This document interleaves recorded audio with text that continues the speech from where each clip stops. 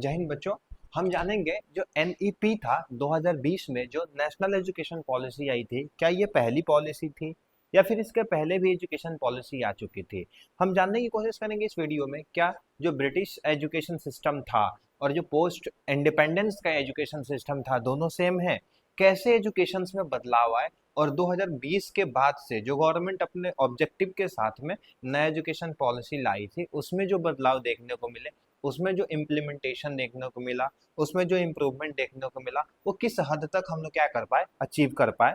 जिसमें हम लोग को बहुत ज्यादा प्रॉब्लम देखने को मिलता है। तो पहला पुअर क्वालिटी ऑफ लर्निंग पे, दूसरी डिजिटल डिवाइड जो देखने को मिला, और लैक ऑफ टीचर्स। ये तो बहुत बड़ी प्रॉब्लम है हमारे इंडिया की, जहाँ पे टीचर्स की बहुत ज्यादा क्या है, कमी है, जो कि क्वालिटी एजुकेशन को क्या कर सकते हो, दे सकते हो। जो पहला ऑब्जेक्टिव इसमें है एनईपी का, देखो क्या है, rebuilding India's education system, YouTube lecture slides. यहाँ पे देखेंगे तो रीबिल्डिंग की बात करेगा, जहां पे ये बताएगा कैसे हम लोग क्या कर सकते हैं, कॉन्टिन्यूसली रिबिल्ड कर सकते हैं।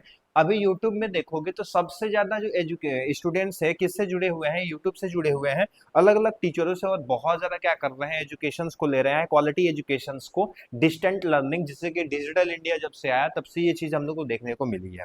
इसके अलावा जो डिजिटल इंडिया सोशल मीडिया पे यूट्यूब लर्निंग लेके आया, वो क्या कर दिया, अफोर्डेबल कर डाला है एजुकेशन सिस्टम को, यानी एजुकेशन को अफोर्डेबल कर डाला। एजुकेशन को अफोर्डेबल करने के साथ साथ गांव के भी बच्चे उस चीज को क्या कर पाते हैं, बहुत अच्छे तरीके से उस चीज को उस वो नॉलेज उनके पास पहुंच पाता है। लेकिन सबसे बड़ी समस्या है वो ये हो जाती है, जो पॉवर्टी के कारण जो गरीब बच्चे हैं उनके पास मोबाइल भी नहीं है, वो अच्छे से पढ़ पाए। जो प्राइमरी स्कूल में बच्चे पढ़ रहे हैं, जो नर्सरी में है, प्री नर्सरी नर्सरी में है, या फिर जो बच्चे 1 to 5 में हैं, मिडिल क्लास 6 to 8 में पढ़ रहे हैं, इन बच्चों के पास मोबाइल की सुविधाएं नहीं है। तो ये सब बच्चे कैसे पढ़ पाए। तो हमारा जो गवर्नमेंट है वो क्या लेके आया है कि 6 to 14 ईयर्स तक फ्री एजुकेशन पॉलिसी लेके आया है। अगर हम देखें तो 2020 के बाद से जो अब एजुकेशन पॉलिसी आया, तो गवर्नमेंट का मेन फोकस है कि 100% हम लोग क्या करें, एनरोलमेंट करें बच्चों का। 100% एनरोलमेंट में क्लास 10th तक कम से कम बच्चों को क्या किया जाए, पढ़ाया जाए।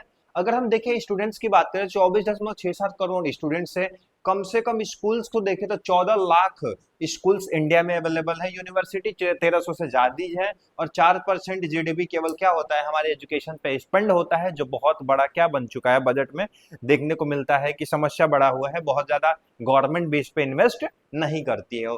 इसमें आपको देखने को मिलेगा कि अपार आईडी लगाया गया है डिजिटल इंडिया करने के लिए, सो दैट आपका जो डॉक्यूमेंट है वो डिजिटल हो जाए और कहीं से भी आप उस चीज को क्या कर पाओ, एक्सेस कर पाओ। यहाँ पे one nation one student ID रहेगी, यानी कोई भी बच्चा, अब 1 साल पहले क्या होता था ना, एक बच्चे 10-10 सर्टिफिकेट ले लिया करते थे वो फर्जीवाड़ा को खत्म करने के लिए, और आपके डॉक्यूमेंट का वो एक और प्रॉब्लम आता था, जो चेंज करने का दिक्कत, मिसमैच हो जाता है स्पेलिंग, उसको चेंज करने में प्रॉब्लम होती थी। तो डिजिटल इंडिया में उस चीज को बहुत आसानी से हम लोग क्या कर सकते हैं, चेंज कर सकते हैं। डिजिटल रिकॉर्ड रखा जाएगा उसमें। अभी तक जब से लाया गया है 33.85 करोड़ क्या किए जा चुके हैं, आईडीज बनवाई जा चुकी है। सबसे बड़ी सब समस्या देखने को ये मिल रही है इस आईडी को बनवाने में कि मिसमैच स्पेलिंग्स बहुत ज्यादा हो रही है। अगर दूसरी चीज देखें तो फॉरेन यूनिवर्सिटी, तो 2020 के बाद से जो गवर्नमेंट की पॉलिसी आई, लगभग में 19 से यूनिवर्सिटी क्या हो रही है, दूसरे देशों से आ रही है। इससे होगा क्या कि हमारे जो बच्चे बाहर पढ़ने के लिए जा रहे थे, जो ब्रेन ड्रेन हो रहा था, वो बच्चे बाहर नहीं जाएंगे, वो यूनिवर्सिटी ही क्या हो रही है, यहाँ पे आ रही है। इसमें डेकिन एक यूनिवर्सिटी है जिसका नाम दिया गया है। इससे क्या होगा, हमारा ब्रेन ड्रेन कम होगा। 1 लाख करोड़ फंड क्या किए गए हैं इसमें, एएनआरएफ में दिए गए हैं, बूस्ट रिसर्च के लिए, सपोर्ट स्टार्टअप के लिए। यानी कि गवर्नमेंट एक रिसर्च इंस्टीट्यूट भी खोला है, जहां पे छोटे छोटे बच्चे क्या कर सकते हैं, रिसर्च कर सकते हैं, और प्रैक्टिकल लर्निंग को क्या कर सकते हैं, लेबोरेटरी के माध्यम से उस चीज को सीख सकते हैं। फोकस किए गए एफएलएम पे, टारगेट 2026 और 27 तक है कि जो 10 तक बच्चे हैं उसमें निपुण भारत में हम लोग 10 तक बच्चों को कम से कम अच्छे से अच्छी शिक्षा, गुणवत्ता वाली शिक्षा, क्वालिटी एजुकेशन दे सके। क्वांटिटी एजुकेशन से ज्यादा जरूरी है क्वालिटी एजुकेशन देना, तो गवर्नमेंट ने उस चीज पे फोकस किया है। उस पर काफी ज्यादा काम क्या हो रहा है, डिजिटल इंडिया इस चीज में काफी ज्यादा हेल्प कर रहा है इस चीज को करने में, क्योंकि हमने देखा बहुत सारे स्कूल डिजिटल भी हो चुके हैं, गवर्नमेंट स्कूल भी है। एआई इन द एजुकेशन, अब यहाँ पे सबसे बड़ी बात है स्किल लर्निंग की बात कर लें, क्योंकि बहुत सारे ग्रेजुएट स्टूडेंट्स ऐसे हैं जो अभी भी अनएम्प्लॉयड है, और गवर्नमेंट का टारगेट है कि 50% से ज्यादा बच्चे जो ग्रेजुएट है उनको क्या किया जाए, एम्प्लॉयमेंट दिया जाए। इसके लिए एआई कोर्सेज लाए गए, जिसमें कि 500 करोड़ एआई सेंटर बनाए जाएंगे, 2000 करोड़ का मिशन है कि हम लोग क्या करेंगे, एआई सेंटर्स को लेके आएंगे और एआई फॉर ऑल, इस एआई का इस्तेमाल सबको करना सिखाएंगे, सो दैट एआई का यूज करके और हम अपने रिसोर्सेज का यूज करके और अपना जो कंट्री है उसके डेवलपमेंट में हम क्या कर पाए, काम कर पाए। क्योंकि एआई बहुत जरूरी है। गांव का भी बच्चा किसी चीज को सर्च करके और बहुत ही ज्यादा अच्छे तरीके से क्या हो सकता है, सिंपल लैंग्वेज चीजों को पढ़ सकता है। एआई बहुत जरूरी है, खासकर स्टूडेंट्स के लिए बहुत जरूरी है। स्किल बहुत ज्यादा जरूरी हो जाता है। Skills from 9th and 11th कौशल बुद्ध, यानी क्लास 9th और 11th के स्ट्रक्चर्ड सिलेबस लेके आए जा रहे हैं। इसमें बहुत बड़ा चेंज, इसमें एक पहले वीडियो बना चुके हैं जिसमें दिखाया गया है 9th और 11th के वीडियो सिलेबस में बहुत ज्यादा चेंजेस देखने को मिला है, जिसमें कौशल बुद्ध वोकेशनल एजुकेशन को क्या किया गया, फोकस किया गया है। अगली चीज जो है प्रॉब्लम्स इसमें देखने को मिल रही है वो लर्निंग पॉवर्टी आ रही है, स्किल का गैप आ रहा है। जैसे कि बहुत सारे ट्रेंड टीचर जो डिजिटल नहीं है उनमें स्किल्स की कमी देखने को मिल रही है, एआई का नॉलेज ना होना। एग्जाम लीक का देख लो, आप देखोगे नीट का एग्जाम होना, बहुत सारे ऐसे एग्जाम है जो कि लीक हो जा रहे हैं। आप यूपी पुलिस का भी इसके पहले जो एग्जाम हुआ था उसमें देख लो, बहुत सारे पेपर लीक के मामले भी क्या होते हैं, सामने आ रहे हैं।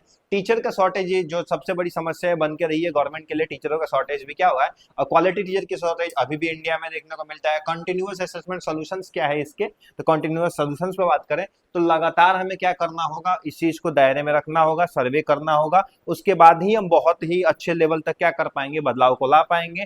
5 साल में जो डिजिटल इंडिया है उसमें बहुत बड़ा बदलाव देखने को मिला। डिजिटल इंडिया की वजह से बहुत सारे चेंजेस देखने को मिले। अच्छे से अच्छे जो गरीब से गरीब बच्चे हैं अच्छी से अच्छी गुणवत्ता वाली शिक्षा को क्या कर पा रहे हैं, प्राप्त कर पा रहे हैं। इंडस्ट्री इंटीग्रेशन देखने को मिला। एआई इन रूरल एरिया, सबसे अच्छी चीज देखने को ये मिली कि एआई का इस्तेमाल रूरल स्टूडेंट्स भी क्या कर रहे हैं, पहुंचा रहे हैं। अगर हमारे पास भी वो एक्सेस पहुंच जाता है तो हमारे लिए भी लर्निंग क्या हो जाएगी, अफोर्डेबल भी हो जाएगी और बहुत ईजी भी हो जाएगी। अगर हम बात करें तो जो history of Indian education policy ये पहली बार नहीं आया था। अगर हम देखें तो ब्रिटिशर्स जब आए थे तो ब्रिटिशर्स ने अपना एजुकेशन पॉलिसी लेके आए, क्योंकि उनका पहला टारगेट था कि इनके लैंग्वेज को और कल्चर को डिस्ट्रॉय किया जाए। और लैंग्वेज जब बैरियर उनका, हम लोग इंग्लिश आज भी देख लो हमारे गुणों में बसा हुआ है, उस इंग्लिश की वजह से ही आज इंग्लिश मैंडेटरी कर दिया गया है और मैंडेटरी इंग्लिश को ही हमको क्या होना पढ़ना पड़ता है। लेकिन उनका जो था, उनको एक चीज दिखाया गया था, मतलब क्या है कि इंग्लिश सिखा करके किसी को गुलाम बनाना, अव्वल दर्जे का गुलाम बनाना बहुत अच्छे से वो जानते थे। एंशियंट पीरियड में अगर ब्रिटिश रूल में बात करते तो गुरुकुल सिस्टम था जो इंडिया का था, बहुत ही धरोहर, बहुत ही बेहतरीन सिस्टम था। स्टूडेंट्स लिव विद टीचर, जहाँ पे बच्चे टीचर्स के जो स्टूडेंट्स होते थे वो किसके साथ रहा करते थे, टीचरों के साथ रहा करते थे। उनका फोकस होता था उनके कैरेक्टर बिल्डिंग पे, नॉलेज पे और डिसिप्लिन, तीनों चीजों पे होता था। जैसे कि हम लोग रामायण भी देखेंगे तो राम जी जाते हैं वनवास में, तो वहां पे भी देखने को ये सारी चीजें क्या होती है, मिलती है कि कैरेक्टर बनाना, वहां पे नॉलेज देना और डिसिप्लिन यानी मुंह से सिखाए जाते थे। बहुत ज्यादा बेहतर लर्निंग होती थी वो गुरुकुल वाली जो होती थी। फेमस यूनिवर्सिटीज में नालंदा और तक्षशिला इंडिया की बहुत ही फेमस यूनिवर्सिटीज हैं। उसके अलावा सब्जेक्ट की बात करें, वेद, मैथ, मेडिसिन और फिलोसफी को क्या किया जाता था, उसमें टीच किया जाता था। एंशियंट टाइम की बात है, यानी एंशियंट टाइम का बिफोर ब्रिटिश रूल, ये ब्रिटिश रूल के पहले की बात कर रहा है। अब ब्रिटिशर्स जब आए तो इन्हीं चीजों को उन्होंने खत्म कर दिया। ब्रिटिशर्स आए, मेजर पॉलिसी क्या है, मैकियावेलीज, जो मैकाले माइन्यूट, मैकाले आया 1835 में, वुड्स डिस्पैच आया 1854 में, हंटर कमीशन आया 1882 में और दूसरा सैडलर कमीशन आया 1917 में। ये आए। और इंडिया में देखोगे तो 1900, यहाँ पे इंडिया में देखोगे इंग्लिश में, इंग्लिश एजुकेशन को इंट्रोड्यूस करने वाला मैकाले था, जो क्या किया था, इंग्लिश एजुकेशन को इंट्रोड्यूस किया। दूसरी चीज अगर देखेंगे तो फोकस क्लर्क और एडमिनिस्ट्रेशन बेस्ड टीचिंग पे था। वुड्स डिस्पैच किस लिए आया था, इसको मैग्ना कार्टा ऑफ एजुकेशन भी कहा जाता है। आर्टिकल 32 को भी मैग्ना कार्ट कहा जाता है कॉन्स्टिट्यूशन में, आप जानते होंगे। तो यानी मेन पार्ट्स होता है। यूनिवर्सिटी क्या किए गए, स्टैब्लिश किए गए, इंग्लिश यूनिवर्सिटी स्टैब्लिश किए गए, क्योंकि ब्रिटिश का रूल हो चुका था। ब्रिटिशर 1600 से लेकर के 1947 तक थे, यानी कि वो अब अपने भारत पे कब्जा एजुकेशन सिस्टम पे जमाने वाले थे। क्योंकि जिस देश में शिक्षा सबसे अच्छी होगी वो देश एकदम क्या होगा, ग्रेट बनेगा, डेवलप्ड बनेगा, ये पता है। अब देख लो चाइना को देख लो, अमेरिका को देख लो, जापान को देख लो, जो भी देश है, रशिया को देख लो। एजुकेशन, हमारे यहाँ से लोग पढ़ने जाते हैं तो चाइना जाते हैं, अमेरिका जाते हैं, या फिर जापान जाते हैं, या फिर रसिया जाते हैं मेडिकल डिग्री या कोई भी डिग्री लेने के लिए, आप जानते होंगे। तो आप समझ सकते हो कि जिस एजुकेशन सिस्टम, जहाँ जिस देश का एजुकेशन सिस्टम अच्छा होता है वहां पे ब्रांडेड देखने को मिलता है, स्टूडेंट्स वहां पे जाते हैं, वो कंट्री भी क्या होता है, बहुत ज्यादा डेवलप्ड होता है।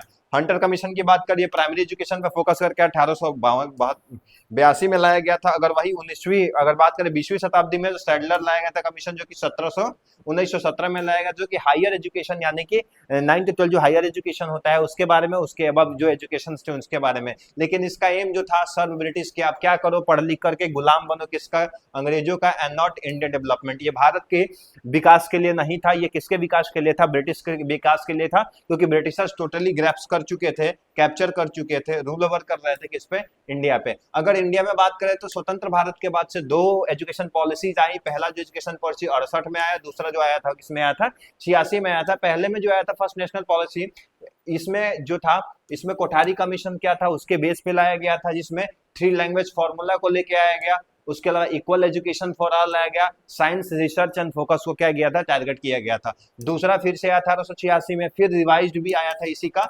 1992 में, जिसमें क्या आया, यूनिवर्सिटी एजुकेशन पे फोकस किया गया, यूनिवर्सल एजुकेशन पे। और दूसरी चीज, वुमेन बैकवर्ड क्लासेस को भी एजुकेशन देने पे फोकस किया गया। फिर से operation black board, basic facility क्या किया जाए, अवेलेबल कराया जाए सारे स्कूल्स को, उसके लिए क्या किया गया था, लेके आया गया था। अगर बात करें तो 2020 में फिर से नया पॉलिसी आया, जिसमें क्या फ्रेमवर्क रखा गया, 5334, यानी कि 5334 का पेयर रखा गया, बिगेस्ट रिफॉर्म आफ्टर 34 ईयर, यानी 34 साल के बाद सबसे बड़ा रिफॉर्म्स देखने को मिला था। इस पे स्किल बेस्ड लर्निंग पे फोकस किया गया, क्रिटिकल थिंकिंग पे फोकस किया गया, डिजिटल एआई एजुकेशन पे फोकस किया गया, मल्टी डिसिप्लिनरी लर्निंग पे, मदर टंग टिल क्लास 5 यानी कि वर्नाक्युलर लैंग्वेज पे या किया जाए, टीचिंग किया जाए। देखें जो बड़े बड़े बदलाव लेके आए गए, कब लाए गए, पहला जो लेके आया गया 1837 में लेके आया, ये गुरुकुल पॉलिसी थी। जब ये क्या थी, वैल्यू बेस्ड एजुकेशन हुआ करता था, यानी कि भारत की पहचान यही थी। दूसरी चीज अगर बात करें 1854 में, तो 1854 में क्या हो चुका था, मैकाले आया, जो कि इंग्लिश एजुकेशन सिस्टम को क्या किया था, इंट्रोड्यूस किया था। उसके बाद 1968 में जो आया था वुड्स डिस्पैच आया, जिसको मॉडर्न एजुकेशन बेस लाया गया, इक्वालिटी लैंग्वेज को ले गया 86 में। और अभी जो आया है स्किल और डिजिटल है 2020 का जो एनईपी आया था। इसके पहले जो आया था ईयर याद रखिएगा, 1968 में, 1986 में और 2020 में क्या किए गए हैं, 3 पॉलिसी आजादी के बाद से लाई गई है। अगर अंततः हम बात करें तो हमारा जो कंक्लूजन लेके आते हैं निष्कर्ष है कि इंडिया का जो एजुकेशन इवोल्यूशन हुआ गुरुकुल से ब्रिटिश सिस्टम से मॉडर्न डिजिटल लर्निंग तक हम क्या किए हैं, अभी तक पहुंचे हैं। करंट गोल है स्किल बेस्ड एजुकेशन पे, ग्लोबल कॉम्पिटेंसी और होलिस्टिक डेवलपमेंट पे, सो दैट हम ऐसे यूनिवर्सिटी को डेवलप कर पाए ताकि विदेशों से जो बच्चे हो क्या हो, भारत में पढ़ने के लिए आए। और ऐसा अगर होता है तब हम मानेंगे कि भारत क्या है, विकसित देश की तरफ बढ़ रहा है। जब तक एजुकेशन अच्छा नहीं होगा, आज भी देख लो लोग पढ़ने के लिए अमेरिका जाते हैं, रशिया जाते हैं, और आज भी टेक्नोलॉजी में अगर देखा जाए तो क्या है, अमेरिका बहुत आगे है। और आपको ये भी पता होगा कि भारत के बहुत सारे साइंटिस्ट ब्रेन ड्रेन करके कहाँ जा चुके हैं, अमेरिका जा चुके हैं। तो कहीं ना कहीं हमारे यहाँ बेसिक इंफ्रास्ट्रक्चर की कमी है, जिसकी वजह से ये सारे एजुकेशन सिस्टम में जो समस्याएं देखने को मिलती है स्टूडेंट्स को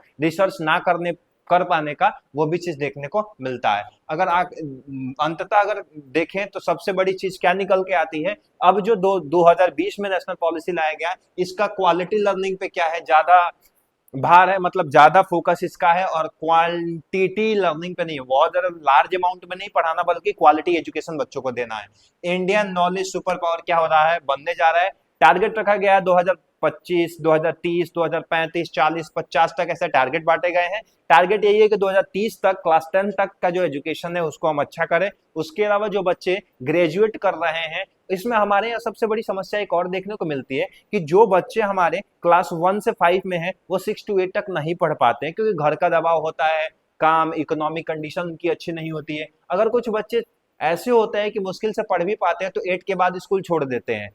कई बच्चे ऐसे होते हैं 9, 10 पढ़ के स्कूल छोड़ देते हैं और जॉब के लिए चले जाते हैं प्राइवेट सेक्टर में। कई बच्चे ऐसे होते हैं जो पैसों के कारण 11, 12 भी पढ़ नहीं पाते, 11, 12 पढ़ लेते तो ग्रेजुएशन पढ़ नहीं पाते, ग्रेजुएशन पढ़ लेते हैं तो अनएम्प्लॉयड रहते हैं। तो ये सारी समस्याओं को टैकल करने के लिए गवर्नमेंट ने क्या किया, नया प्लान बनाया है, जो कि 2020, 30 और 35 तक क्या किया, टैकल करने का टारगेट रखा है। अभी तक जो 2020 में आए हुए बदलाव है, सबसे बड़ा बदलाव देखने को क्या मिला, स्किल लर्निंग पे बहुत ज्यादा फोकस है, एआई भी इंट्रोड्यूस हो चुका है, डिजिटल इंडिया कैंपेन चला, बहुत अच्छा इसका इंपैक्ट देखने को मिला। गांव का बच्चे भी क्या हो रहा है, बहुत अच्छे से पढ़ करके नीट, जेई, यूपीएससी जैसे एग्जाम को क्या कर रहे हैं, क्रैक कर रहे हैं। ऑनलाइन एजुकेशन बहुत ज्यादा हमारे एजुकेशन को अफोर्डेबल भी बनाया, ऑनलाइन एजुकेशन क्वालिटी एजुकेशन को बढ़ाया, हाई क्वालिटी एजुकेशन को बढ़ाया। लेकिन अभी भी सबसे बड़ी प्रॉब्लम ये देखने को मिल रही है कि अगर जिस बीज को हम बोते हैं वो बीज ही अच्छा ना हो तो पेड़ हम अच्छा कैसे कर सकते हैं, यानी कि उस बीज को अच्छा करने की जरूरत है। इसलिए गवर्नमेंट जो है काम कर रही है प्राइमरी एजुकेशन पे, middle education, middle class education पे, और अप टू क्लास 10th कम से कम मिनिमम क्रिटिकल थिंकिंग में इनका जो एजुकेशन है कम से कम उतना निःशुल्क दिया जाए, सो दैट जो सारे बच्चे हैं 100% एनरोलमेंट के साथ में, जितने बच्चे क्लास 6 में है 1 to 5 में है, उतने ही बच्चे 100% एनरोलमेंट के साथ 6 to 8 में जाए और वहां से 9 तक ये बच्चे कम से कम पढ़ाई करें। गवर्नमेंट का टारगेट यही है कि इस चीज को क्या किया, टैकल किया जाए। जय हिंद बच्चों, वंदे मातरम, इनकलाब जिंदाबाद।